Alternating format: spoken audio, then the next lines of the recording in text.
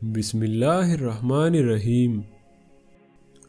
حضور صلی اللہ علیہ وآلہ وسلم کا ارشاد ہے کہ روزہ آدمی کے لیے ڈھال ہے جب تک اس کو پھاڑ نہ ڈالے۔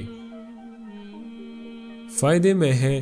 ڈھال ہونے کا مطلب یہ ہے کہ جیسے آدمی ڈھال سے اپنی حفاظت کرتا ہے، اسی طرح روزے سے بھی اپنے دشمن یعنی شیطان سے حفاظت ہوتی ہے۔ ایک روایت میں آیا ہے کہ روزہ حفاظت ہے اللہ کے عذاب سے، دوسری روایت میں ہے کہ روزہ جہنم سے حفاظت ہے۔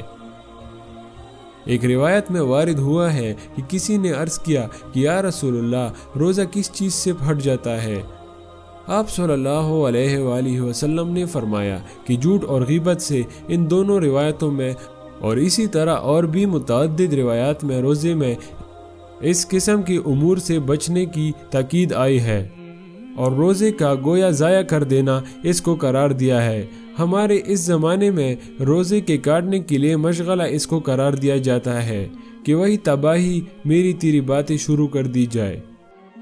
بعض علماء کے نزدیک جھوٹ اور غیبت سے روزہ ٹوٹ جاتا ہے۔ یہ دونوں چیزیں ان حضرات کے نزدیک ایسی ہے جیسے کہ کھانا پینا وغیرہ سب روزے کو توڑنے والی اشیاء ہے۔ جمہور کے نزدیک اگرچہ روزہ ٹوٹتا نہیں، مگر روزے کے برکات جاتے رہنے سے تو کسی کو بھی انکار نہیں۔